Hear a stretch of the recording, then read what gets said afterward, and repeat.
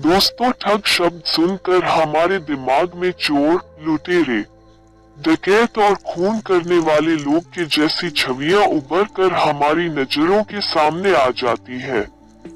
लेकिन दोस्तों, सच कुछ और है जिसे जानकर आप सब हैरान हो जाएंगे।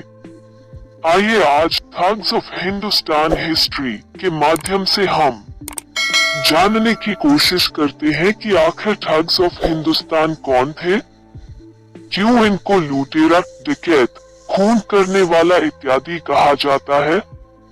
भारत में एक आदिवासी जनजाति जंगलों में रहती थी और काली माँ की पूजा करती थी। इस जनजाति का नाम था ठग। यह कोई चोर, लुटेरे, डाकू या डकैत नहीं थे। क्या आप जानते हैं कि जब अंग्रेजों ने भारत पर अपना अधिकार धीरे धीरे जमाना शुरू किया तो यह ठग ही थे, जिन्होंने अपनी पूरी ताकत से अंग्रेजों का विरोध किया था, क्योंकि अंग्रेज अपना साम्राज्यवाद बढ़ाने के लिए जंगलों को खत्म कर रहे थे, जिनमें यह ठग जनजाति कई पीढ़ियों से रह रही थी। और यह बात आप जानते ही हैं कि अगर कोई किसी के घर को खत्म करने की कोशिश करता है तो प्रतिरोध उत्पन्न होना सामान्य सी बात है। अंग्रेज ठगों की जमीन पर कब्जा करना चाहते थे, जिसके लिए उन्होंने एक चाल चली। उन्होंने उनकी छवि यानी कि ठग्स की छवि खराब करने के लिए एक ऐसी किताब प्रकाशित की जिसमें इन सब को लुटेरा, डकैत और हत्यारा बताया गया है।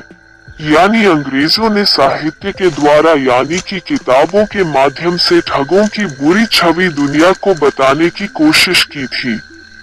इन्हीं किताबों में से एक किताब का नाम कन्फेशन ऑफ ठग है, जिसे 1839 में फिलिप मेडोज टेलर ने लिखा था, जिसमें ठग्स को कुख्यात लुटेरा, हत्यारा और डकैत बताया गया था। आज तक ठग जाति को ऐतिहासिक संदर्भ से जुड़कर देखा जाता है। इतना ही नहीं, ब्रिटिश संसद ने 1871 में आपराधिक जनजाति अधिनियम यानी कि क्रिमिनल ट्राई एक्ट पारित किया था, जिसके तहत भारत के कुछ जनजातियों को सामूहिक रूप से मारने का अधिकार अंग्रेजों को दे दिया गया था।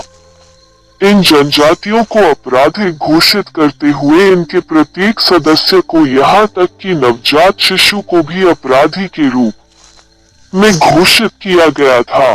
इसी एक्ट के तहत ठगों के अलावा कई आदिवासी जनजातियों पर भी काफी जुल्म किया गया। बड़े पैमाने पर इनकी सामूहिक हत्या भी की गई। अंग्रेजों ने ऐसा इसलिए किया था क्योंकि यह जनजाति अपने जमीनों को छोड़ने के लिए तैयार नहीं थी, और साथ ही यह जनजाति अंग्रेजों के साम्राज्य को भारत में फैलने से भी रोक रही थी। इसलिए इन जनजातियों को खत्म करने के लिए मनमाने कानून बनाए गए और भारत पर कब्जा करने की मंशा को पूरा किया गया।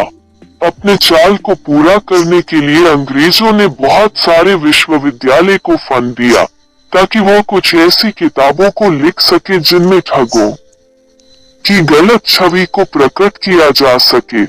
यानी इन सामूहिक हत्याओं को सही साबित करने के लिए ब्रिटिश सांसदों ने कई लेखकों को आर्थिक सहयोग भी दिया था, ताकि वो ठगों के खिलाफ किताबों को लिख सके, उनको बदनाम कर सके, ताकि समाज इन लोगों को कभी अपना ही ना सके।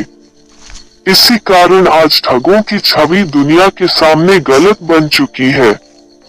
इन्हें हिंसा और अपराध के साथ ही जोड़कर देखा जाता है, जबकि अगर इतिहास को की खंगाला जाए तो सच्चाई कुछ और ही सामने